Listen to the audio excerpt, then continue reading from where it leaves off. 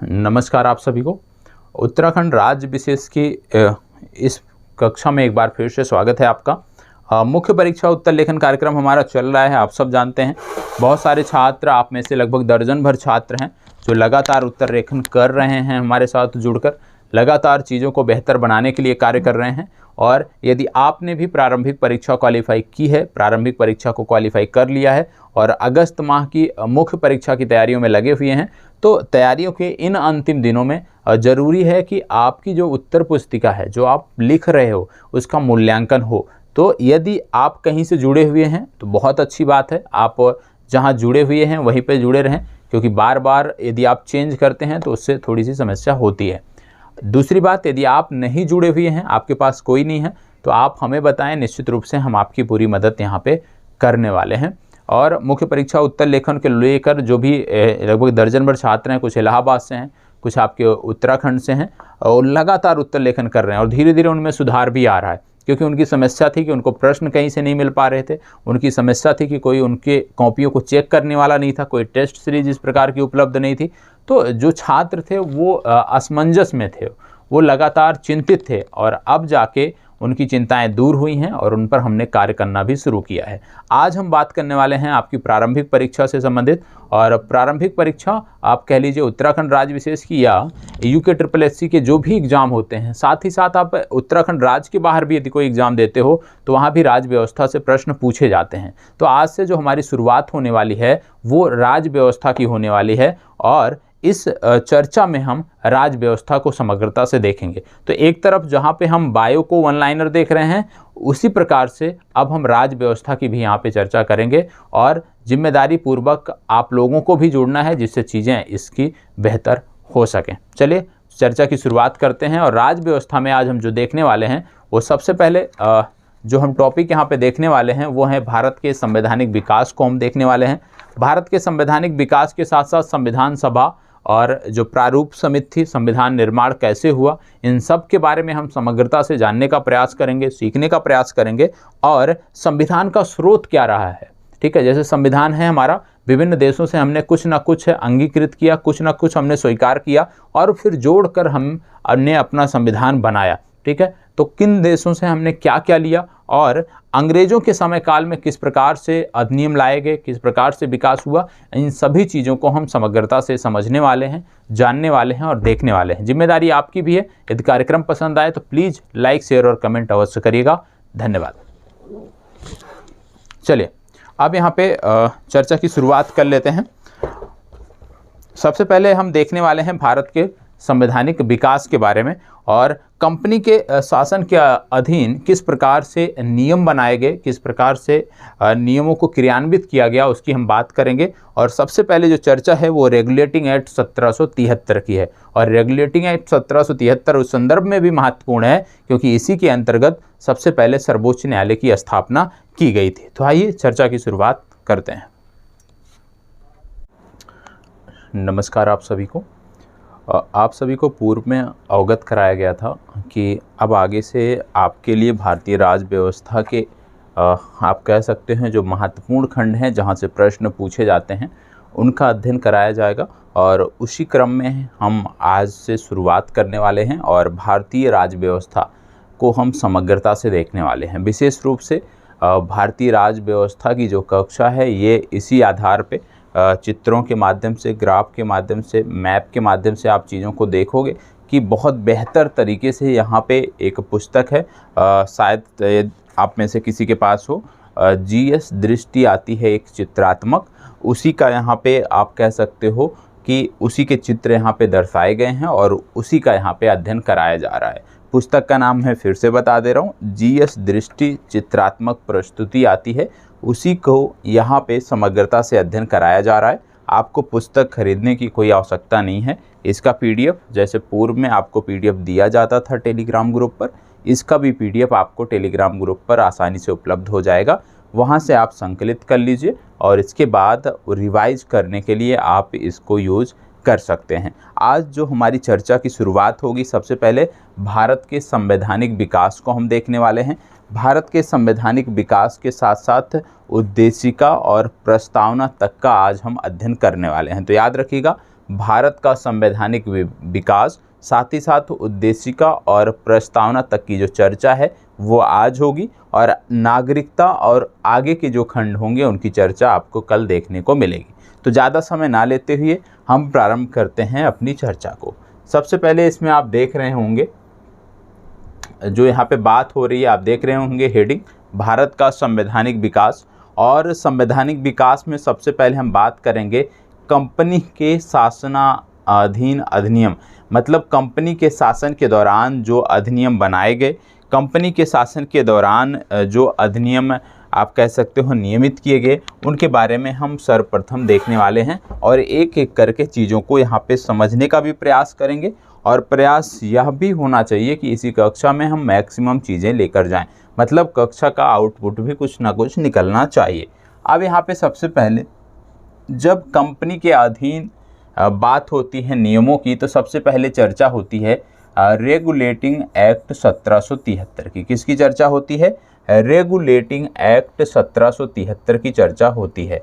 आपको बता दें कि रेगुलेटिंग एक्ट जो 1773 था, ये ब्रिटिश संसद द्वारा पारित किया गया था। किसके द्वारा पारित किया गया था? ब्रिटिश संसद द्वारा पारित किया गया था। किस लिए पारित किया गया था? उद्देश्य क्या था? तो इसका जो उद्देश्य था वो कंपनी में व्याप्त भ्रष्टाचार और कुप्रशासन को दूर करना था। कहने का मतलब है जो सबसे पहला कानून बनाया गया कंपनी के अधीन, जिसको नाम दिया गया रेगुलेटिंग एक्ट 1773, इसका उद्देश्य था भ्रष्टाचार और कुप्रशासन को समाप्त करना। और ये भ्रष्टाचार और कुप्रशासन कहाँ पे था? कंपनी में व्याप्त था। तो कंपनी में व्याप्त भ्रष्टाचार और कुप्रशासन को दूर करना इसका उद्देश्य था। ब्रिटिश संसद द्वारा ये पारित किया गया था। इसमें क्या क्या प्रावधान किए गए थे? इसमें बोला गया था मद्रास प्रेसिडेंसी और बम्बई प्रेसिडेंसी, इनको जो है कलकत्ता प्रेसिडेंसी के अधीन कर दिया गया था। और बंगाल के गवर्नर के संदर्भ में बात हुई थी कि बंगाल जो अंग्रेजी क्षेत्र का गवर्नर है, ये अब बंगाल अंग्रेजी क्षेत्र का गवर्नर जनरल होगा। ठीक है। साथ ही साथ यह बोला गया था कि इसके अधीन एक सर्वोच्च न्यायालय की भी स्थापना की जाएगी, और ये स्थापना 1774 में की गई।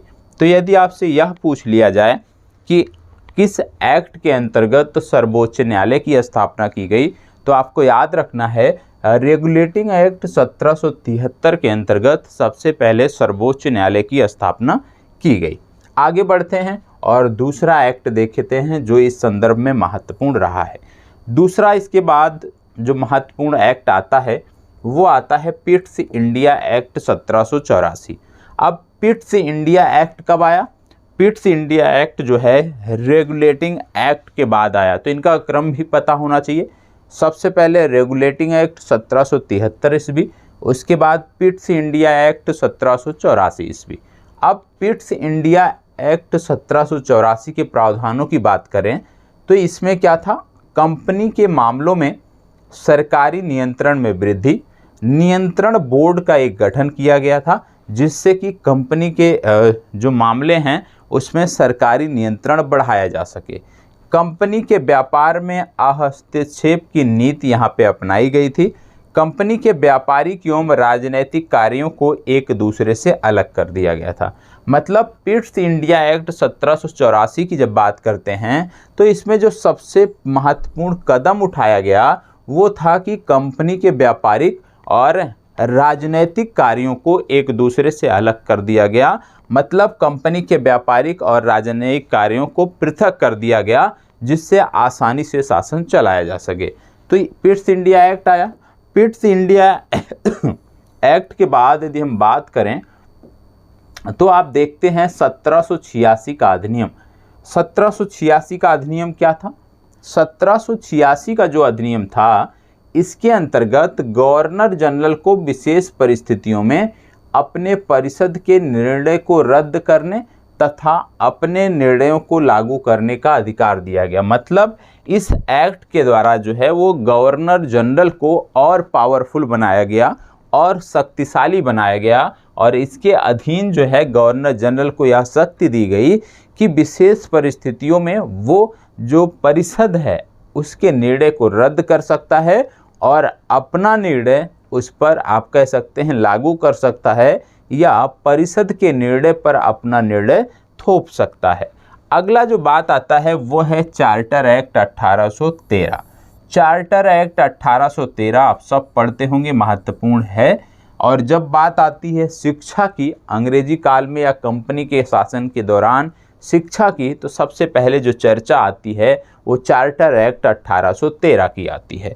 चार्टर एक्ट 1813 में क्या किया गया, कंपनी का व्यापारिक एकाधिकार समाप्त कर दिया गया, चाय और चीन के साथ व्यापार को छोड़कर। मतलब जो कंपनी का अभी तक व्यापारिक एकाधिकार बना हुआ था उसको समाप्त कर दिया गया। सिर्फ कंपनी को अब चाय और चीन के साथ व्यापार की अनुमति दी गई। मतलब कंपनी सिर्फ चाय और चीन पर के साथ व्यापार कर सकती, मतलब चाय का व्यापार कर सकती थी और चीन के साथ व्यापार कर सकती थी। इसके साथ साथ कंपनी को अगले 20 वर्षों के लिए भारतीय प्रदेशों तथा राजस्व पर नियंत्रण का अधिकार दे दिया गया। और जैसे मैंने बोला कि शिक्षा के लिए सबसे पहला जो कदम उठाया गया वो चार्टर एक्ट 1813 में उठाया गया, और इसी के माध्यम से प्रथम बार शिक्षा पर खर्च करने के लिए प्रतिवर्ष 1 लाख रुपए का आवंटन किया गया।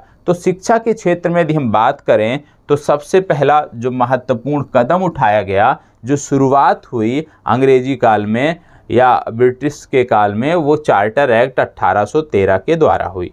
चार्टर एक्ट 1813 के द्वारा चार्टर एक्ट 1833 लाया गया। ठीक है, इनका क्रम पता होना चाहिए, अभी हम क्रम की भी बात करेंगे। ठीक है, इसके बाद लाया गया चार्टर एक्ट 1833। अब इसमें क्या हो गया, अभी तक चार्टर एक्ट 1813 में क्या था कि कंपनी को चाय और चीन के साथ व्यापार की छूट मिली हुई थी, लेकिन 1833 में क्या कर दिया गया कि कंपनी के सभी व्यापारिक, सभी वाणिज्यिक जो अधिकार थे वो समाप्त कर दिए गए। मतलब जो चाय और चीन के साथ व्यापार का अधिकार मिला हुआ था उसको भी अब यहाँ पे समाप्त कर दिया गया। ठीक है, कंपनी को केवल राजनैतिक कार्य करने का प्रावधान किया गया कि कंपनी अब केवल राजनैतिक कार्य करेगी, व्यापारिक कार्य नहीं करेगी। इसके साथ साथ जो बंगाल का गवर्नर जनरल होता था अब उसे भारत का गवर्नर जनरल बना दिया गया।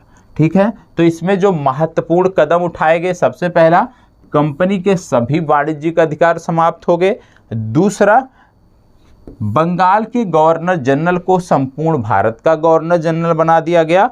और कानून बनाने के लिए, याद रखिएगा, कानून बनाने के लिए गवर्नर जनरल की परिषद में एक कानूनी सदस्य को सम्मिलित किया गया, और सर्वप्रथम जो पहला विधि सदस्य जोड़ा गया था इनका नाम था मैकाले। तो याद रखिएगा, मैकाले जो है ये सर्वप्रथम विधि सदस्य के रूप में जोड़े गए थे। किस एक्ट के द्वारा? चार्टर एक्ट 1833 के द्वारा। तो चार्टर एक्ट 1833 में 3 महत्वपूर्ण चीज़ें हुई हैं, 3 महत्वपूर्ण चीज़ें घटित हुई हैं। सबसे पहला, कंपनी का जो व्यापारिक एकाधिकार था वो तो 13 में समाप्त कर दिया गया था। उसके बाद जो चाय और चीन पर व्यापार का अधिकार बना हुआ था उसको भी चार्टर एक्ट 1833 ने समाप्त कर दिया।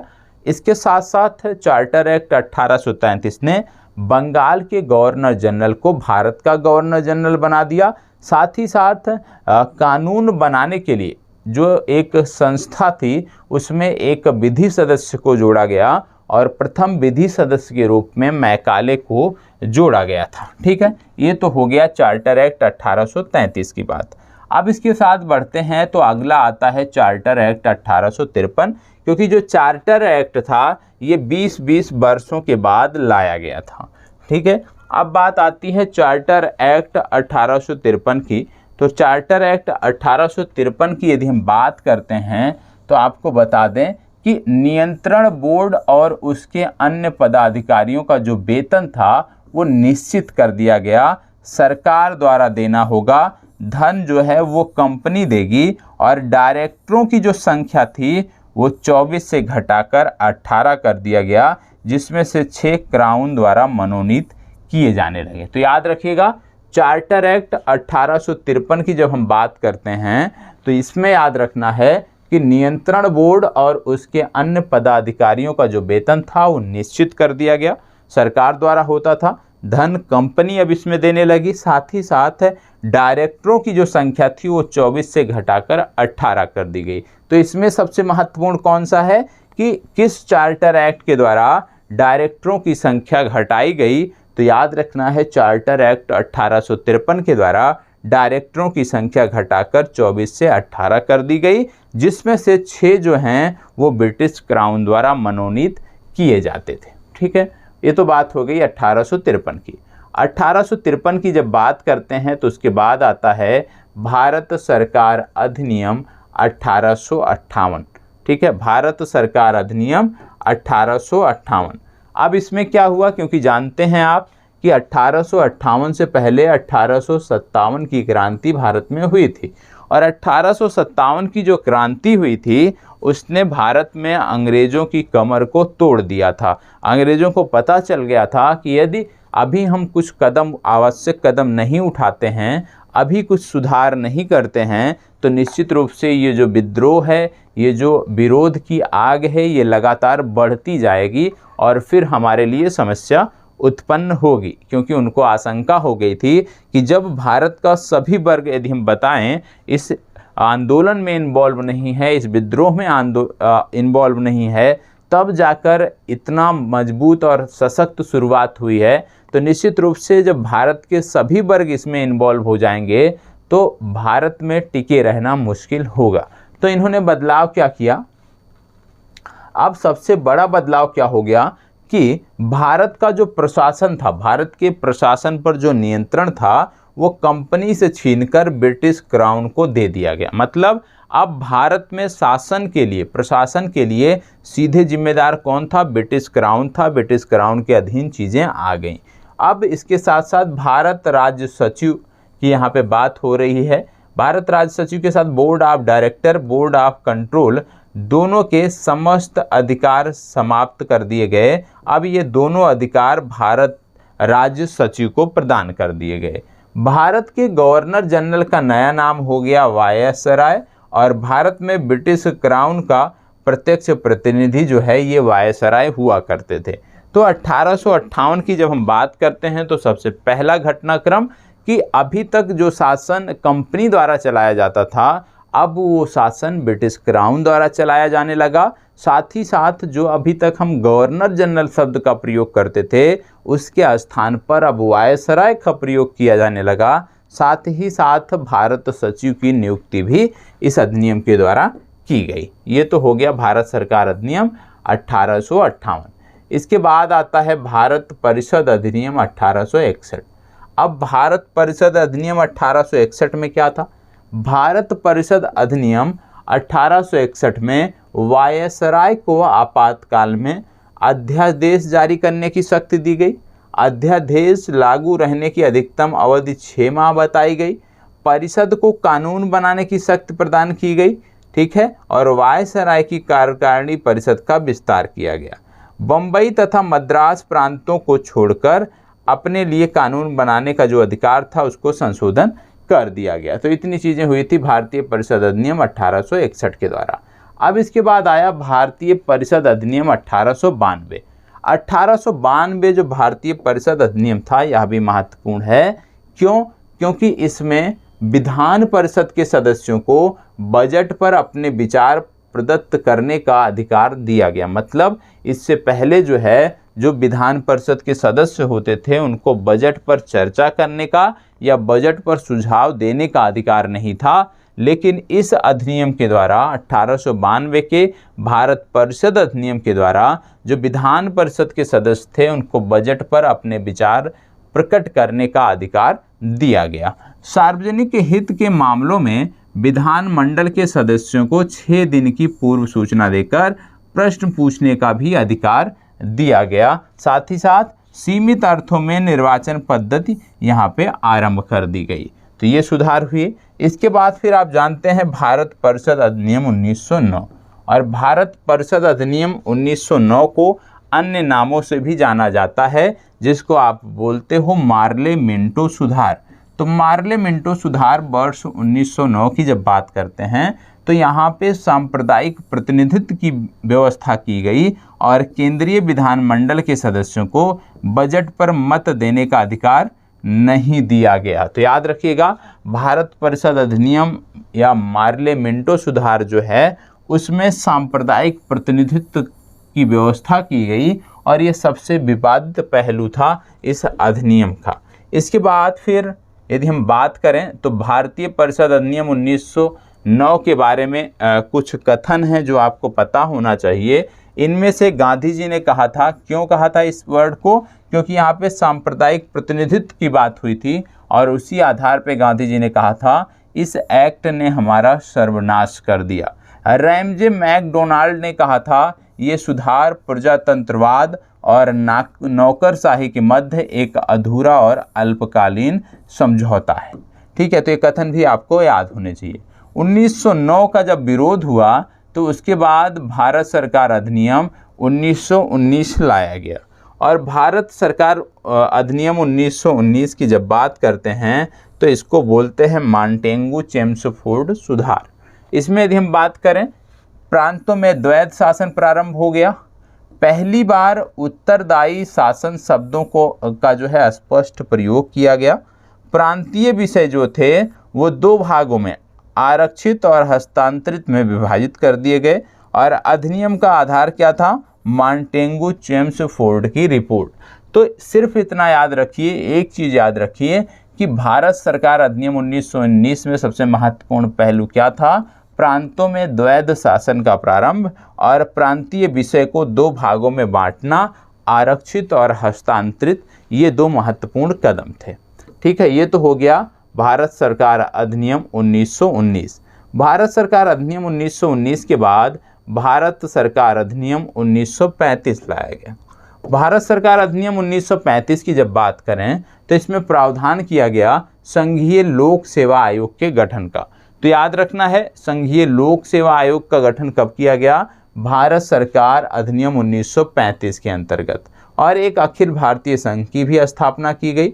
द्वैध शासन की यदि बात करते हैं तो प्रांतों से तो समाप्त कर दिया गया लेकिन केंद्र में लागू कर दिया गया। स्वायत्तता दी गई किसको, प्रांतों को, और स्वशासन प्रांतों को दिया गया दोहरे शासन के स्थान पे।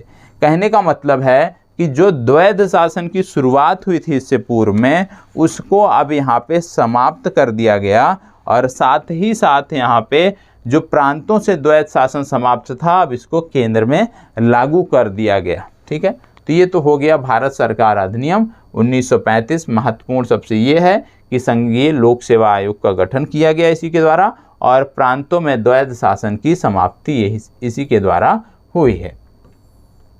आगे बढ़ते हैं और अगला देख लेते हैं इसमें क्या चीज़ें और हैं। अगला आता है भारत सरकार अधिनियम 1935 के प्रावधान। अब भारत सरकार अधिनियम 1935 के जब प्रावधानों की हम बात करते हैं तो आपको सबसे पहले यहाँ पे जो देखने को मिलता है इस अधिनियम में वो ये है कि गवर्नर जो थे उनको अब क्या हो गया, अध्यादेश जारी करने का अधिकार हो गया।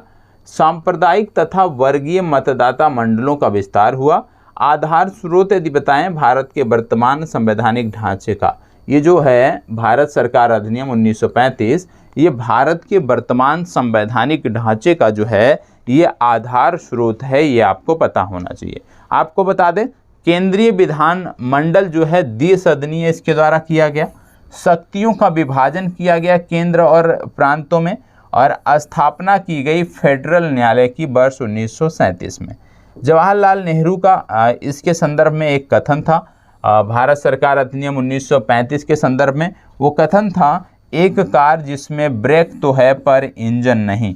याद रखिएगा, ऐसे भी पूछा जाता है कि एक कार जिसमें ब्रेक तो है पर इंजन नहीं, किसका कथन है, तो आप बताओगे जवाहरलाल नेहरू का। इसको गुलामी का अधिकार कहा गया, दासता का आज्ञा पत्र कहा गया और अनुदेश प्रपत्र कहा गया, ये भी आपको पता होना चाहिए।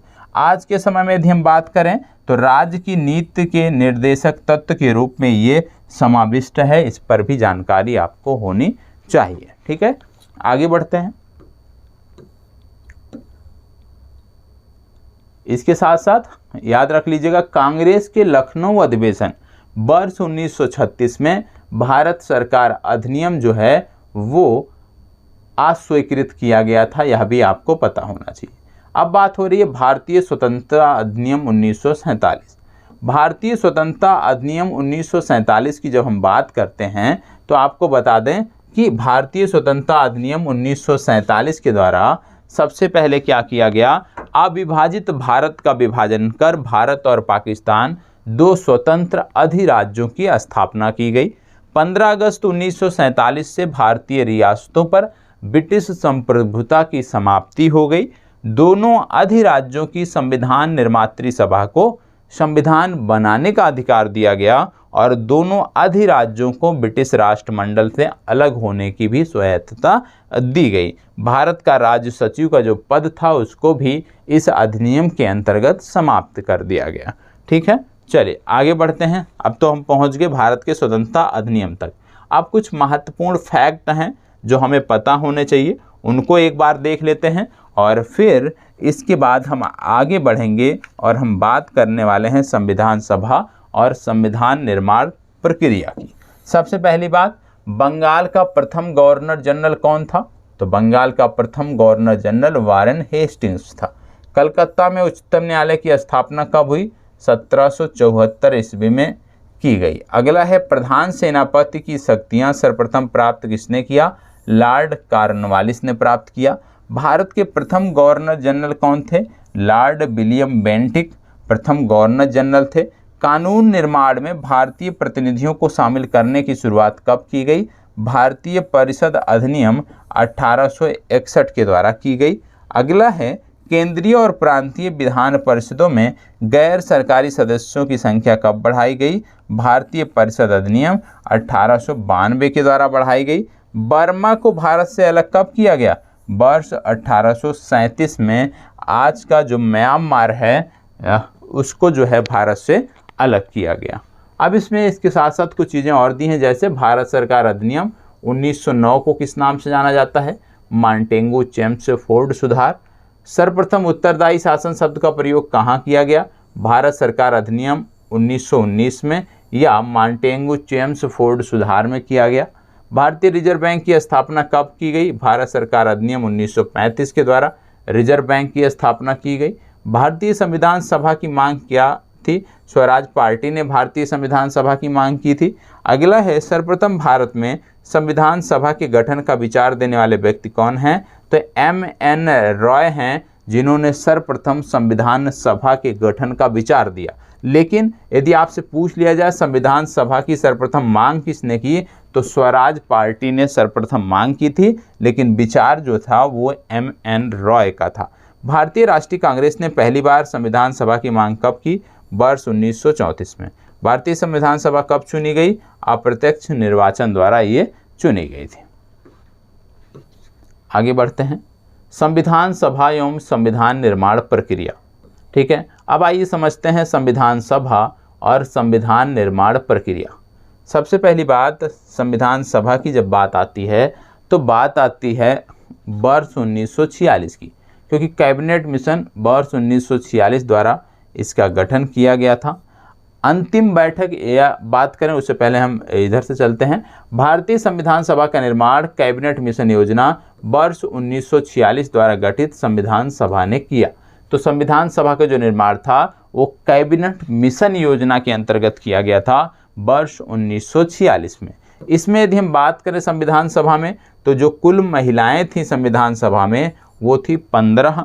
और यदि हम बात करें प्रथम बैठक की, तो संविधान सभा की प्रथम बैठक जो है 9 दिसंबर वर्ष 1946 को आयोजित की गई थी। इसके साथ साथ क्योंकि प्रथम बैठक 9 दिसंबर 1946 को आयोजित की गई थी, तो कोई ना कोई इसका अध्यक्ष रहा होगा। तो इस दौरान अस्थायी अध्यक्ष की यदि हम बात करते हैं तो राजेंद्र प्रसाद रहे हैं। इसके कुल अधिवेशन इसके 11 हुए हैं और संविधान को 26 नवंबर 1949 को अंगीकृत किया गया और अंतिम बैठक संविधान सभा की 24 जनवरी वर्ष 1950 को हुई। तो इतनी जानकारी थी संविधान सभा के बारे में कि संविधान सभा का जो गठन है वो कैबिनेट मिशन योजना के अंतर्गत वर्ष 1946 में किया गया था।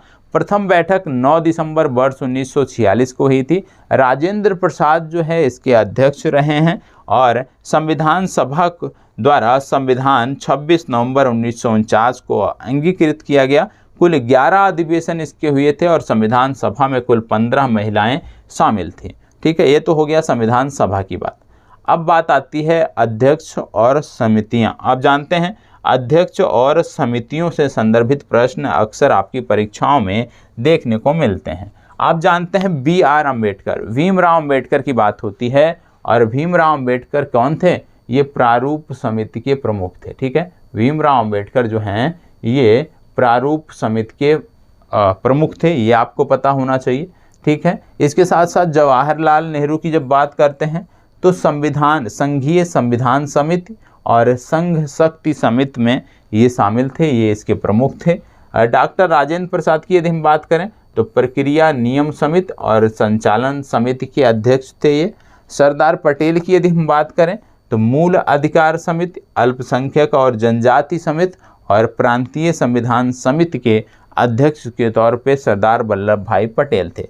तो 4 लोगों के बारे में आपने जाना, भीमराव अम्बेडकर, डॉक्टर राजेंद्र प्रसाद, सरदार पटेल, जवाहरलाल नेहरू। इन 4 लोगों के बारे में, 4 विभूतियों के बारे में आपने जाना। आगे बढ़ते हैं। अब बात आती है संविधान सभा का चुनाव परिणाम क्या रहा। संविधान सभा का जब चुनाव हुआ तो कुल 296 सीटों के लिए हुआ, जिसमें से 208 सीटें जो है कांग्रेस ने जीती, 73 मुस्लिम लीग ने जीती और 15 अन्य ने जीती। ये आपको पता होना चाहिए।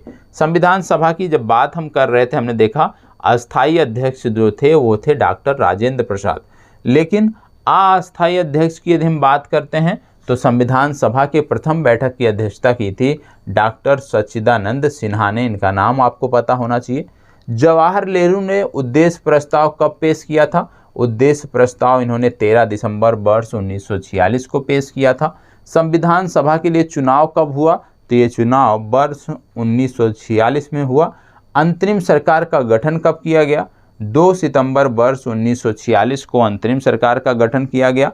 भारतीय संविधान लागू कब हुआ यदि हम बात करें तो 26 जनवरी वर्ष 1950 को लागू हुआ और इसीलिए आप देखते होंगे कि 26 जनवरी को हम राष्ट्रीय पर्व के रूप में भी मनाते हैं। अगला है कि संविधान सभा में कुल कितने सदस्य थे? तो संविधान सभा में कुल 389 सदस्य थे, लेकिन यदि महिलाओं की बात किया जाए तो इनमें कुल 15 महिलाएं जो हैं वो शामिल थी। ठीक है, इसके साथ बात आती है प्रारूप समिति। प्रारूप समिति से काफ़ी प्रश्न पूछे जाते हैं, तो आपको ध्यान रखना है प्रारूप समिति के बारे में। जैसे सबसे पहली बात, 29 अगस्त वर्ष 1947 को प्रारूप समिति का गठन किया गया था। इसके कुल सदस्य संख्या थी 7, अध्यक्ष समेत जो है कुल 7 सदस्य थे और डॉक्टर VR अम्बेडकर इसके अध्यक्ष थे। सदस्यों की यदि हम बात करें, N गोपाल स्वामी अयंगर, अल्लादी कृष्णा स्वामी अय्यर, KM मुंशी, मोहम्मद सादुल्लाह, BL मित्रा और DP खेतान थे। बाद में 2 लोग नए आए, जैसे BL मित्रा के लिए आए N माधवराव और DP खेतान के स्थान पे आए थे TT कृष्णमाचारी। तो इनका नाम आपको पता होना चाहिए कि BL मित्रा के स्थान पे जो है वो आए थे N माधवराव और DP खेतान का स्थान लिया था TT कृष्णमाचारी ने। ठीक है, तो ये आपको पता होना चाहिए प्रारूप समिति के बारे में। आगे बढ़ते हैं। अब यहाँ पे कुछ और फैक्ट दिए हुए हैं, जैसे संविधान सभा के सदस्य निर्वाचित किए गए कौन? तो याद रखना है प्रति 10 लाख व्यक्तियों पर एक प्रतिनिधि के अनुपात में निर्वाचित किए गए थे। कैबिनेट मिशन के सदस्य कौन थे? पैथिक लॉरेंस, स्टैफोर्ड क्रिप्स और AB अलेक्जेंडर इसके सदस्य थे। संविधान सभा कांग्रेस थी और कांग्रेस भारत या किसने कहा? ग्रेनविले ऑस्टिन ने कहा। प्रारूप समिति का गठन कब किया गया था? 29 अगस्त वर्ष 1947 को। तदर्थ झंडा समिति के अध्यक्ष कौन थे? तो याद रखना है तदर्थ झंडा समिति के अध्यक्ष थे डॉक्टर राजेंद्र प्रसाद। अब यहाँ पे भारत के प्रथम अंतिम गवर्नर और गवर्नर जनरल की बात हो रही है। बात हो रही है रॉबर्ट क्लाइव की। सबसे पहले बात हो रही है रॉबर्ट क्लाइव की। रॉबर्ट क्लाइव के बारे में आप सब जानते होंगे कि रॉबर्ट क्लाइव जो थे ये बंगाल के गवर्नर थे। 2 बार इनका कार्यकाल रहा है, एक 1758 से 1760 का रहा है, दूसरा 1765 से 1767 का रहा है। इसके बाद नंबर आता है वारेन हेस्टिंग्स का। वारेन हेस्टिंग की बात करें तो वारेन हेस्टिंग जो है वे बंगाल के प्रथम गवर्नर जनरल थे और 1774 से 1785 तक इन्होंने कार्यभार संभाला। इसके बाद नाम आता है लॉर्ड विलियम बेंटिक का, क्योंकि ये भारत के प्रथम गवर्नर जनरल थे। याद रखिएगा, बंगाल के प्रथम governor general Warren Hastings, Bharat के प्रथम governor general Lord William Bentinck. 1833 से 1835 के दौरान इनका कार्यकाल रहा। इसके बाद बात आती है 1857 के बाद 1858 की, जब गवर्नर जनरल के पद को समाप्त कर वायसराय का पद बनाया गया था। तो उस समय प्रथम वायसराय के रूप में लॉर्ड कैनिन को रखा गया था। ठीक है, चलिए आगे बढ़ते हैं। और उससे पहले यहाँ पे दो जानकारियाँ और हैं, जैसे लॉर्ड माउंटबेटन। तो स्वतंत्र भारत के प्रथम गवर्नर जनरल कौन थे? लॉर्ड माउंटबेटन थे। और इसके साथ साथ स्वतंत्र भारत के प्रथम तथा अंतिम भारतीय गवर्नर जनरल कौन थे? तो इनका नाम है सी राजगोपालाचारी। तो दोनों लोगों का नाम याद रखना है। स्वतंत्रता के बाद जो गवर्नर रहे हैं उनका नाम है सी राजगोपालाचारी और उससे पहले रहे हैं लॉर्ड माउंटबेटन। ठीक है, अब यहाँ पे संविधान सभा के कुछ महत्वपूर्ण तथ्य दिए हुए हैं और साथ ही साथ यहाँ पे कुछ अन्य फैक्ट भी दिए हुए हैं। कुछ मंत्रियों और उनके मंत्रालयों से संबंधित जो प्रश्न पूछे जाते हैं उसी को ध्यान में रखकर। जैसे सबसे पहले यदि हम बात कर लें अंतरिम सरकार की, तो इसमें जो मंत्री थे जैसे जवाहरलाल नेहरू, ये विदेश मंत्रालय राष्ट्रमंडल संबंधी मामलों के मंत्री थे।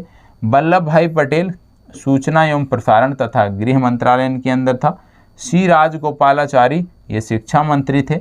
लियाकत अली वित्त मंत्री थे। जोगेंद्र नाथ मंडल विधि मंत्री थे।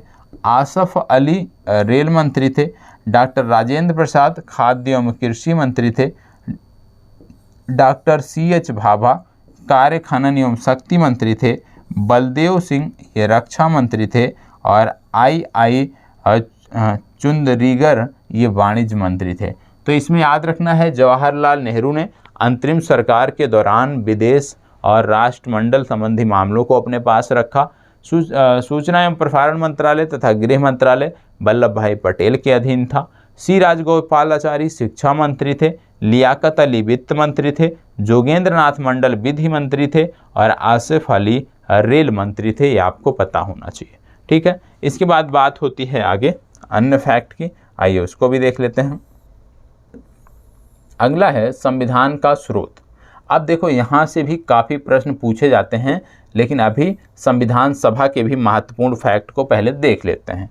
संविधान सभा के महत्वपूर्ण फैक्ट की जब हम बात करते हैं तो संविधान सभा की जो पहली बैठक थी ये 9 दिसंबर वर्ष 1946 को आयोजित की गई थी। याद रखना है 9 दिसंबर वर्ष 1946 को संविधान सभा की पहली बैठक का आयोजन किया गया था। इसके अस्थायी अध्यक्ष की बात करें तो डॉक्टर सच्चिदानंद सिन्हा जो हैं ये इसके अस्थायी अध्यक्ष थे। अस्थायी अध्यक्ष की बात करें डॉक्टर राजेंद्र प्रसाद, अभी आपने देखा, और संवैधानिक सलाहकार थे सर BN राव।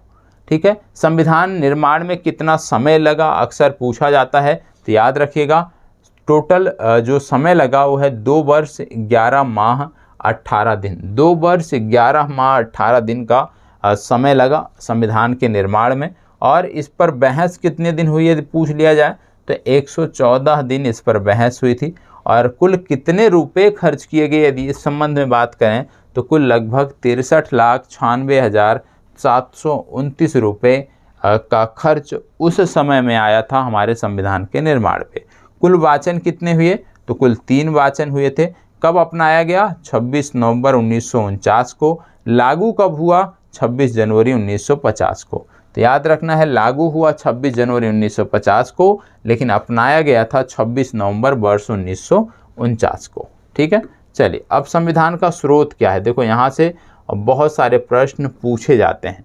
ठीक है, कि स्रोत क्या है संविधान का, तो आपको बता दें अलग अलग चीज़ों के लिए अलग अलग है, एक एक देश करके हम देखते हैं। सबसे पहले हम बात करने वाले हैं कि हमने संयुक्त राज्य अमेरिका से क्या लिया। भारतीय संविधान में यदि बात करें कि अमेरिका से हमने क्या लिया, तो इसमें सबसे पहले आता है उद्देशिका। जो आप संविधान की उद्देशिका देखते हैं, उद्देशिका का जो विचार लिया गया है वो USA से लिया गया है। न्यायिक पुनरावलोकन आप देखते हैं USA से लिया गया है। न्यायपालिका की स्वतंत्रता USA से लिया गया है। मूल अधिकार और उपराष्ट्रपति का जो पद है ये भी यूएसए से लिया गया है। राष्ट्रपति पर महाभियोग चलाने की जो प्रक्रिया है यह भी यूएसए से लिया गया है। तो यूएसए से सबसे पहले न्यायिक शब्द यदि किसी भी में जुड़ा है तो वो चीज़ें हमने ली हैं यूएसए से। साथ ही साथ उपराष्ट्रपति का पद, राष्ट्रपति पर महाभियोग और उद्देशिका जो है ये हमने यूएसए से लिया है। इसके बाद बात आता है कनाडा। कनाडा से हमने क्या लिया है, जो आज संघीय व्यवस्था देखते हो, जो हमारा आप कह सकते हो मजबूत संघीय व्यवस्था है, ये हमने कनाडा से लिया है। केंद्र द्वारा राज्यपालों की नियुक्ति जो है ये भी हमने कनाडा से लिया है। उच्चतम न्यायालय का परामर्शी न्याय निर्णय जो है ये भी हमने कनाडा से लिया है। और अवशिष्ट शक्तियों का केंद्र में होना ये भी कहाँ से लिया गया है, कनाडा से। तो कनाडा से हमने क्या क्या चीज़ें ली, सबसे पहले संघीय व्यवस्था हमने कनाडा से ली। हमने संघीय व्यवस्था के साथ साथ राज्यपालों की नियुक्ति के जो बात होती है उसको हमने कनाडा से लिया। साथ ही साथ अवशिष्ट शक्तियों का जो संकेंद्रण है वो केंद्र में होगा, यह भी हमने कनाडा से अपने संविधान में अंगीकृत किया। अगला है आयरलैंड। आयरलैंड से हमने क्या लिया, नीति निर्देशक तत्व जो महत्वपूर्ण है सबसे, इसको हमने आयरलैंड से लिया। राष्ट्रपति की निर्वाचन पद्धति हमने आयरलैंड से लिया। राज्यसभा में कुछ सदस्यों का नामांकन यह भी हमने आयरलैंड से लिया। तो आयरलैंड से विशेष रूप से नीति निर्देशक तत्व, राज्यसभा में कुछ सदस्यों का नामांकन और राष्ट्रपति की निर्वाचन पद्धति जो है वो आयरलैंड से ली गई है। उपराष्ट्रपति के बारे में जब चर्चा करें तो आपका जवाब होगा यूएसए। अब बात आती है ब्रिटेन से। ब्रिटेन से हमने क्या क्या लिया है। ब्रिटेन से जब हम बात करते हैं तो संसदीय शासन प्रणाली जो आज आप देखते हो ये ब्रिटेन से लिया गया है। विधि का शासन होगा, यह भी ब्रिटेन से लिया गया है। मंत्रिमंडलीय प्रणाली ब्रिटेन से ली गई है। एकल नागरिकता ब्रिटेन से ली गई है। द्विसदनीय प्रणाली ब्रिटेन से ली गई है। विधायी प्रक्रिया यह भी ब्रिटेन से ली गई है। संसदीय विशेषाधिकार यह भी ब्रिटेन से लिया गया है। और परमाधिकार लेख इसको भी हमने ब्रिटेन से लिया है। तो ब्रिटेन से जो हमारी शासन प्रणाली है, विशेष रूप से संसदीय शासन प्रणाली, उससे जुड़े हुए जो महत्वपूर्ण पहलू हैं वो हमने ब्रिटेन से लिए हैं। एकल नागरिकता का जो भारत में प्रावधान है वह भी हमने ब्रिटेन से लिया है। द्विसदनीय प्रणाली इसको भी हमने ब्रिटेन से लिया है। इसके बाद बात आती है दक्षिण अफ्रीका की। दक्षिण अफ्रीका से हमने क्या लिया, संविधान संशोधन प्रक्रिया। संविधान में संशोधन की जो प्रक्रिया है वो हमने लिया है दक्षिण अफ्रीका से। और राज्यसभा के लिए सदस्यों का जो निर्वाचन है यह भी हमने दक्षिण अफ्रीका से सीखा है, दक्षिण अफ्रीका से हमने लिया है। विधि द्वारा स्थापित जो प्रक्रिया है उसको हमने लिया है जापान से। याद रखिएगा, विधि द्वारा स्थापित प्रक्रिया को हमने जापान से भारतीय संविधान का अंग बनाया है। ठीक है, ये तो हो गए। अब इसके बाद बचता है रूस। रूस से हमने क्या लिया है, रूस से हमने लिया है मूल कर्तव्य और प्रस्तावना में न्याय जो है वो हमने रूस से लिया है।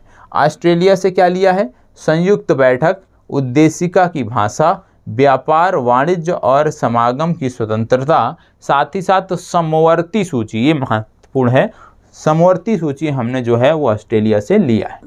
अब यहाँ पे कुछ फैक्ट दिए हुए हैं, एक एक करके देख लेते हैं। जैसे भारतीय राजनीतिक व्यवस्था में सर्वोच्च क्या है, भारतीय राजनीतिक व्यवस्था में सर्वोच्च क्या है, तो आप जानते हैं जब बात आती है भारतीय राजनीतिक व्यवस्था की तो इसमें सबसे सर्वोच्च संविधान को माना जाता है।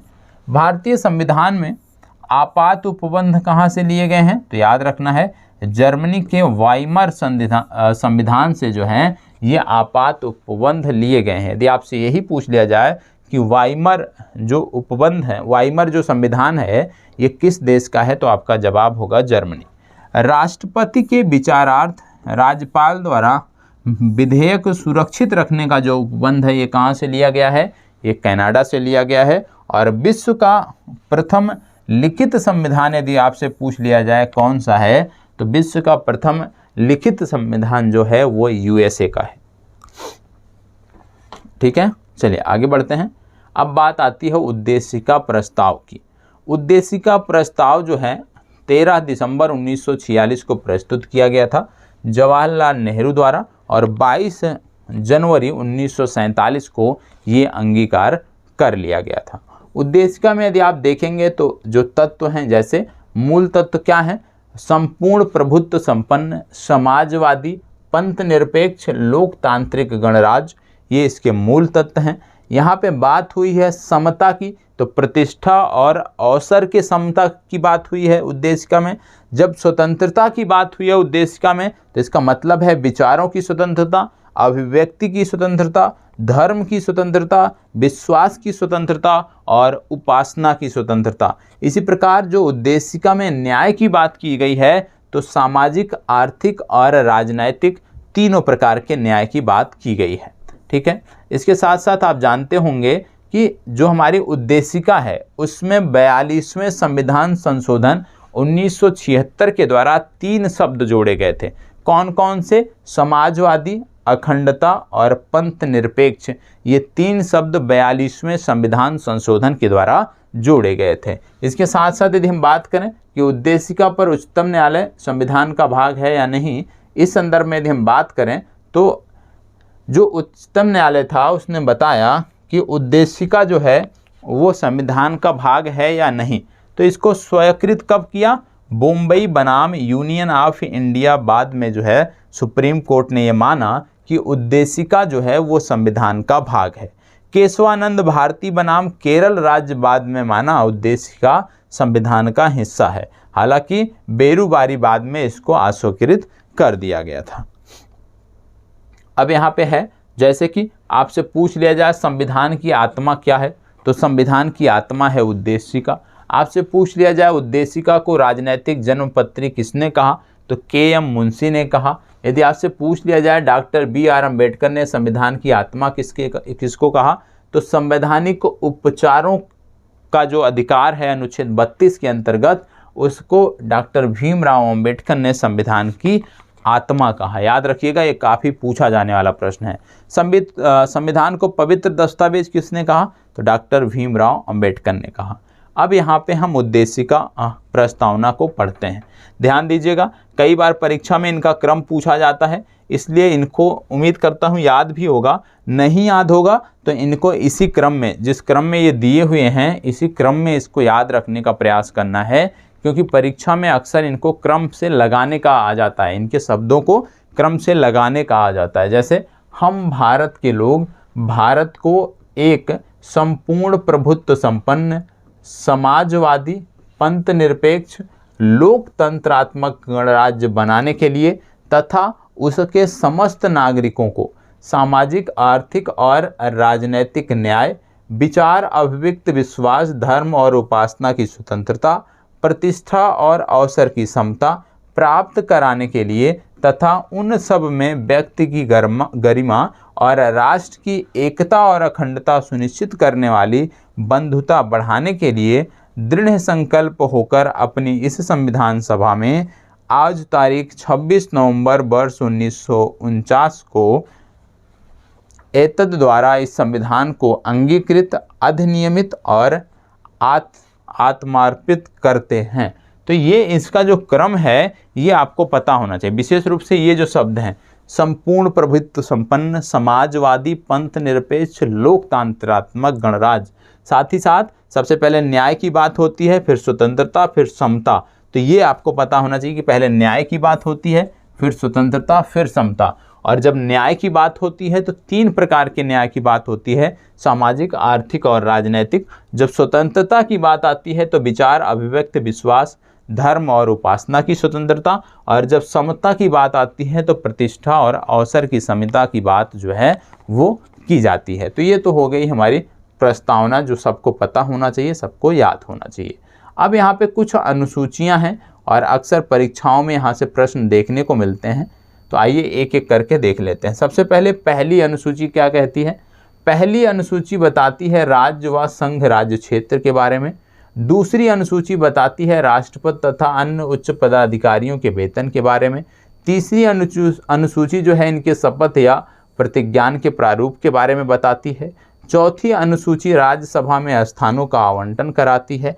5वीं अनुसूची बताती है अनुसूचित क्षेत्रों में अनुसूचित जनजातियों के क्षेत्रों में प्रशासन के नियंत्रण के बारे में। 6ठी अनुसूची की यदि हम बात करें तो इसमें असम, मेघालय, त्रिपुरा और मिजोरम राज्यों के जनजातीय क्षेत्रों के प्रशासन के संदर्भ में उपबंध किए गए हैं।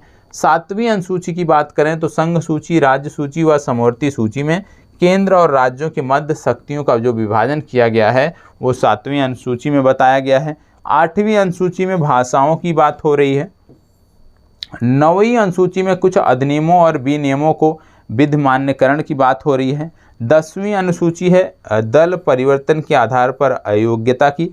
11वीं अनुसूची है पंचायतों की और 12वीं अनुसूची जो है वो है न्यायपालिका की, नगर पालिका की। ये आपको पता होना चाहिए, ठीक है। तो पहली अनुसूची से लेकर 12वीं अनुसूची तक ये आपको रटे होने चाहिए। यहाँ से संदर्भित प्रश्न अक्सर आपको देखने को मिलते हैं। विशेष रूप से 9 से लेकर 12 तक एकदम रटा होना चाहिए। जैसे 9वीं अनुसूची कुछ अधिनियमों और नियमों के विधिमान्यकरण से, फिर 10वीं अनुसूची यदि हम बात करें तो दल परिवर्तन के आधार पर अयोग्यता, 11वीं अनुसूची पंचायत और 12वीं अनुसूची नगर पालिकाएँ, ये आपके रटे होने चाहिए।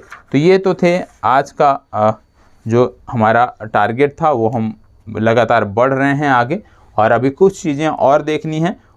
सबसे पहली बात शासन प्रणाली की होती है। आप जानते हैं शासन प्रणाली के 2 रूप। प्राचीन रूप में क्या होता था, राजतंत्र होता था, वहाँ पे एक शासक होता था, शासक ही राजा होता था और राजा का जो पद होता था वो आनुवांशिक होता था। और आज भी इसके उदाहरण देखने को मिलते हैं, जैसे सऊदी अरब, जो खाड़ी के देश हैं वहाँ पर ये आपको देखने को मिलते हैं। आधुनिक रूप यदि हम बताएं शासन का तो देखने को मिलता है लोकतंत्र, जिसमें शासक होता है कौन, प्रधानमंत्री या राष्ट्रपति, और ये जो पद होते हैं ये योग्यता आधारित होते हैं। सत्ता का जो स्रोत होती है वो जनता होती है। इसके उदाहरण कौन है, जैसे ब्रिटेन हो गया, भारत हो गया, ठीक है, जहाँ भी इस तरह की लोकतंत्रात्मक प्रणाली है। अब यहाँ पे बात हो रही है राज्य के महत्वपूर्ण तत्व। राज्य के महत्वपूर्ण तत्व क्या होते हैं, संप्रभुता, जनसंख्या, भूभाग और सरकार या सत्ता। कुछ चीज़ें यहाँ पे और दी हुई हैं, जैसे संसदीय शासन प्रणाली का दूसरा नाम क्या है, इसको बोलते हैं मंत्रिमंडलीय शासन प्रणाली। मंत्रिमंडलीय शासन प्रणाली को ही संसदीय शासन प्रणाली कहा जाता है। अध्यक्षीय शासन प्रणाली का दूसरा नाम क्या है, अध्यक्षीय शासन प्रणाली का दूसरा नाम है राष्ट्रपतीय शासन प्रणाली। अगला है संसदीय शासन प्रणाली का जनक किसे कहा जाता है, तो याद रखिएगा संसदीय शासन प्रणाली का जनक ब्रिटेन को कहा जाता है। भारत में सत्ता का एकमात्र स्रोत क्या है, भारत में सत्ता का एकमात्र स्रोत है जनता, क्योंकि जनता ही प्रतिनिधियों को चुनती है और जो चुने हुए प्रतिनिधि हैं वही मुख्यमंत्री या प्रधानमंत्री का चुनाव करते हैं। भारत एक गणतंत्र है, इसका आशय क्या है, राज्य देश का प्रमुख राष्ट्रपति जो है वो निर्वाचित होता है। गणतंत्र का मतलब यही है कि जो देश का सर्वोच्च पद है राष्ट्रपति का वो निर्वाचित हो, वंशानुगत ना हो। राज्य का सर्वाधिक महत्वपूर्ण तत्व क्या है, संप्रभुता सबसे महत्वपूर्ण तत्व है। भारतीय संघवाद को सरकारी संघवाद किसने कहा, जी ऑस्टिन ने कहा। और भारत को अर्ध संघात्मक राज्य किसने कहा, केसी व्हीलर ने कहा। अब बात आती है राष्ट्रीय प्रतीकों की। राष्ट्रीय प्रतीकों की बात जब हम करते हैं तो सबसे पहले बात आती है राष्ट्रीय ध्वज तिरंगा की। राष्ट्रीय ध्वज तिरंगा की जब हम बात करते हैं तो सबसे पहले आपको समझना है कि इसके अभिकल्पनाकर्ता कौन है, तो इनका नाम है पिंगली वेंकैया। पिंगली वेंकैया इसके अभिकल्पनाकर्ता हैं। इसकी लंबाई और चौड़ाई की बात करें तो 3:2 में जो ध्वज है हमारा, जो राष्ट्रीय ध्वज है, उसकी लंबाई चौड़ाई की जब बात करते हैं तो 3:2 में होता है। कब अपनाया गया, तो 22 जुलाई 1947 को ये अपनाया गया। पट्टी का रंग क्या होता है, तो पट्टी का रंग होता है इसके केसरिया। साथ ही साथ केसरिया किसका प्रतीक है यदि आपसे पूछ लिया जाए तो केसरिया साहस और बलिदान का प्रतीक है। दूसरा पट्टी जो आपकी होती है वो होती है सफ़ेद। सफ़ेद किसका प्रतीक है, तो सफ़ेद शांति और सच्चाई का प्रतीक है। सफ़ेद के बाद जो तीसरा आपका आता है वो आता है हरा। और हरा किसका प्रतीक है, क्योंकि भारत कृषि प्रधान देश है और हरा जो है ये उर्वरता एवं समृद्धि का प्रतीक है। तो याद रखना है भारतीय जो तिरंगा है, भारतीय जो राष्ट्रीय ध्वज है, इसके अभिकल्पनाकर्ता कौन है, पिंगली वेंकैया जो है इसके अभिकल्पना करता है, ये आपको पता होना चाहिए। ठीक है, इसके साथ साथ यदि हम बात करें तो इसमें एक चक्र भी है। चक्र का रंग क्या है? नीला है। और इसमें तीलियां कितनी होती हैं? 24 तीलियां होती हैं। प्रतीक के रूप में यदि बताएं तो प्रगति और न्याय का प्रतीक है ये चक्र। कहाँ से लिया गया? सारनाथ के अशोक स्तंभ से ये लिया गया है। और यहाँ से प्रश्न बन सकते हैं आपकी परीक्षा में, क्योंकि वर्तमान समय में जो अभी भारतीय प्रधानमंत्री ने जो नई दिल्ली में जो संसद भवन का उद्घाटन किया था, नए संसद भवन का, आप सब जानते होंगे प्रोजेक्ट सेंट्रल विजिटा की बात यहाँ पे हो रही है, सेंट्रल विजिटा प्रोजेक्ट की। तो वहाँ पे ये काफ़ी विवादित है कि ये जो चिन्ह है ये सारनाथ में जो अशोक के स्तंभ से लिए गए चिन्ह हैं उसके अलग हैं। ठीक है, जो वहाँ पे दिखाए गए हैं, तो ये अपने आप में विवादित विषय है। तो इसलिए जो सिंह स्तंभ है उसके बारे में प्रश्न बन सकता है, मतलब यहाँ से प्रश्न पूछा जा सकता है। राज चिन्ह की बात करें तो राज चिन्ह आप जानते हैं अशोक का सिंह स्तंभ है सारनाथ। अंकित शब्द इसमें जोड़ दिया गया था सत्यमेव जयते। पहले वहाँ पे क्या था? अशोक के समय में क्या होता था? वहाँ पे कमल का फूल बना हुआ था, लेकिन जब उसको भारत द्वारा अपनाया गया तो वहाँ पे क्या लिख दिया गया? कमल के फूल को हटाकर सत्यमेव जयते लिखा गया। और ये आज भी आपको देखने को मिलता है। सत्यमेव जयते की चर्चा कहाँ पे है? तो आप जानते हैं मुंडको उपनिषद है जहाँ पर इसकी चर्चा की गई है, ये आपको पता होना चाहिए। अपनाया कब गया? तो याद रखना है 26 जनवरी 1950 को अपनाया गया। इसमें कितने सिंह हैं? तो टोटल 4 सिंह इसमें देखने को मिलते हैं। और नीचे अंकित कौन है? नीचे अंकित है दाएं बैल अंकित है, मध्य में अशोक चक्र अंकित है और बाएं घोड़ा अंकित है। तो याद रखिएगा दाईं तरफ बैल अंकित है जो कि आप जानते हैं भारत कृषि प्रधान देश है, उसका प्रतीक है। दूसरी तरफ बाएं तरफ घोड़ा अंकित है और मध्य में आप यदि बात करें तो यहाँ पे अशोक चक्र जो है वो अंकित आपको देखने को मिलता है। तो ये चीज़ें आपको पता होनी चाहिए। किसके बारे में? ये पता होनी चाहिए आपको राजकीय चिन्ह के बारे में, अशोक के सिंह स्तंभ के बारे में, जो वर्तमान समय में विवादित है और यहाँ से प्रश्न पूछा जा सकता है। तो याद रखिएगा दाएं तरफ बैल, मध्य में अशोक चक्र और बाएं तरफ घोड़ा अंकित है। और जो सिंह यहाँ पे दिए हैं उनकी जो संख्या है वो 4 आपको देखने को मिलती है। अब इसके बाद बात आती है राष्ट्रगान की। राष्ट्रगान आपका है जन गण मन। जन गण मन जो आपका राष्ट्रीय गान है, यदि आपसे पूछ लिया जाए कहाँ से लिया गया तो ये गीतांजलि से लिया गया। और गीतांजलि के रचयिता कौन है? गीतांजलि के रचयिता हैं रविंद्रनाथ टैगोर।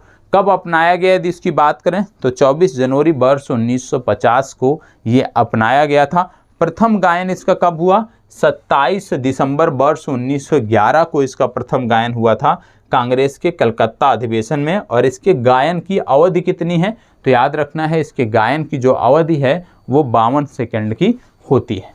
ठीक है, इसके बाद बात आती है राष्ट्रीय दिवस या त्यौहार। तो भारत में यदि हम बात करें तो 3 राष्ट्रीय दिवस या त्यौहार हैं और इन तीनों के बारे में पता होना चाहिए। पहला है गणतंत्र दिवस 26 जनवरी, दूसरा है स्वतंत्रता दिवस 15 अगस्त जो आ रहा है, और तीसरा है गांधी जयंती 2 अक्टूबर। तो ये भी जानकारी आपको रखनी है। अगला है राष्ट्रीय नदी। राष्ट्रीय नदी आप जानते हैं गंगा है, वर्ष 2008 में घोषित की गई थी। राष्ट्रीय गीत की बात करें तो राष्ट्रीय गीत और राष्ट्रीय गान में अंतर है। राष्ट्रीय गीत की जब बात करते हैं तो आनंद मठ से लिया गया है, बंकिम चंद्र चटर्जी की रचना है आनंद मठ, और वहीं से वंदे मातरम को राष्ट्रीय गीत बनाया गया था। 24 जनवरी 1950 को इसको अपनाया गया। इसके प्रथम गायन की यदि हम बात करते हैं तो प्रथम गायन 1896 ईस्वी में इसका हुआ था, यह भी जानकारी आपको रखना है। फिर इसके बाद बात आता है राष्ट्रीय पंचांग की। राष्ट्रीय पंचांग जो हमारा है ये शक संवत पर आधारित है, ग्रेगोरियन कैलेंडर के साथ ये है। कब अपनाया गया? 22 मार्च 1957 को अपनाया गया। प्रथम माह चैत्र होता है और अंतिम माह फाल्गुन होता है। कुछ इस तरह से होता है, चैत्र, वैशाख, ज्येष्ठ, आषाढ़, सावन, भादों, कुंवार, कार्तिक, अगहन, पूष, माघ और फाल्गुन। तो ये होता है जो हिंदी मास हमारे होते हैं, जो आपको पता भी होना चाहिए। ठीक है, इसके बाद बात करते हैं क्षेत्रीय परिषद की। तो बहुत सारे क्षेत्रीय परिषद थे और उनके मुख्यालय थे, ये उतना महत्वपूर्ण नहीं है। लेकिन हाँ, एक बार अन्य राष्ट्रीय प्रतीकों की यदि हम बात करें तो राष्ट्रीय वृक्ष हमारा है बरगद, राष्ट्रीय पक्षी हमारा है मोर, राष्ट्रीय पुष्प हमारा है कमल, राष्ट्रीय विरासत पशु हमारा है हाथी, राष्ट्रीय जलीय जीव हमारा है डॉल्फिन, और राष्ट्रीय फल है हमारा आम, राष्ट्रीय मुद्रा है हमारी रुपया। इतनी बेसिक जानकारी है जो आपको पता होना चाहिए। अब यहाँ पे कुछ रियासतों के भी नाम दिए हुए हैं। आप जानते हैं जब भारत का गठन किया जा रहा था, जब भारत स्वतंत्र हुआ था, तो भारत में बहुत सारी रियासतें थी और उन रियासतों के एकीकरण के लिए सबसे ज़्यादा जो प्रयास किया वो सरदार वल्लभ भाई पटेल ने किया, और उन्हीं के प्रयासों के फलस्वरूप आज जो आप भारत देखते हो यह भारत आपको देखने को मिलता है। तो सबसे पहले यहाँ पे यदि हम बात करें तो जम्मू कश्मीर रियासत, जम्मू कश्मीर जो रियासत थी 26 सितंबर 1947 को विलय पत्र पर इन्होंने हस्ताक्षर किया और ये भारत के अंग बने। फिर इसके बाद आती है हैदराबाद। हैदराबाद जो रियासत थी ये 17 सितंबर 1948 को भारत का अंग बना। कब? जब यहाँ पे ऑपरेशन पोलो चलाया गया, पुलिस कार्रवाई की गई, ऑपरेशन पोलो चलाया गया, जिसके बाद हैदराबाद भारत का अंग बना। इसी प्रकार से जूनागढ़ था, जूनागढ़ भारत का अंग बना 20 फरवरी 1948 को। कब? जनमत संग्रह हुआ था, तो याद रखना है जूनागढ़ जनमत संग्रह के माध्यम से भारत का अंग बना, हैदराबाद पुलिस कार्रवाई के द्वारा भारत का अंग बना, और जम्मू कश्मीर विलय पत्र पर सिग्नेचर के द्वारा भारत का अंग बना। तो ये आपके महत्वपूर्ण फैक्ट थे जो आपको पता होने चाहिए। अब इसके बाद कल की जो आपकी चर्चा होगी उसमें आपको देखने को मिलेंगे भारतीय संविधान से जुड़े हुए फैक्ट, और भारतीय संविधान के साथ साथ जो अन्य फैक्ट मिलेंगे उनमें सबसे पहले हम बात करेंगे कल की कक्षा में, वो है नागरिकता के बारे में। तो कल की जो आपकी कक्षा होने वाली है उसमें सबसे पहले जो बात होगी वो एक बार संविधान की बात होगी, संविधान के अनुच्छेदों की बात होगी, जो संविधान के प्रमुख अनुच्छेद हैं या आर्टिकल हैं, पूरी बात करेंगे हम जितने आर्टिकल हैं। और इसके बाद हम देखेंगे नागरिकता, ठीक है, नागरिकता को हम समग्रता से देखने वाले हैं जैसे आज हमने देखा है चीज़ों को। और नागरिकता के बाद यदि हम बात करें तो नागरिकता के बाद आपको देखने को मिलेगा इसके साथ साथ नागरिकता के साथ साथ मूल अधिकार को हम देखेंगे, मूल अधिकार को देखेंगे, नीतियों को देखेंगे, और जो भी अन्य तथ्य होंगे क्रमबद्ध तरीके से हम आगे बढ़ते हुए यहाँ पे चलेंगे। अब आपकी जिम्मेदारी है कि ईमानदारी के साथ जो भी प्रश्न आपने देखे हैं PDF आपको मिल जाएगी, तो इसका आपको रिवीजन करना है और PDF को सुरक्षित भी रखना है, ठीक है। बार बार आप PDF की मांग करोगे तो आपको नहीं मिल पाएगा, तो इस PDF को सुरक्षित भी रखना है और प्रयास यह करना है कि कम से कम इन फैक्ट को जो अभी आपने पढ़ा है, कम से कम इन फैक्ट को 2 बार आप अच्छे से रिवाइज करो, इतना प्रयास आपका होना चाहिए। यदि आप 2 बार रिवाइज कर लेते हो तो इसमें बहुत सारे प्रीलिम्स के लिए बहुत सारे फैक्ट इसमें दिए हैं, जो आप तैयार करोगे तो निश्चित रूप से इन फैक्ट से संबंधित, इन टॉपिक से संबंधित कोई भी प्रश्न यदि आपका बनता है तो आप आसानी से उसको हल कर सकते हो, आसानी से उन प्रश्नों का आप जवाब दे सकते हो। यदि अच्छा लगा है ये सीरीज़ तो प्लीज़ आप बताइएगा, क्योंकि आप बताएंगे तभी इस सीरीज़ को हम आगे कंटिन्यू करेंगे। तो आपकी जिम्मेदारी बनती है कि एक बार ये सीरीज़ कैसी लगी आपको, इसके बारे में भी कमेंट करके अवश्य बताइएगा। धन्यवाद, बहुत बहुत आभार।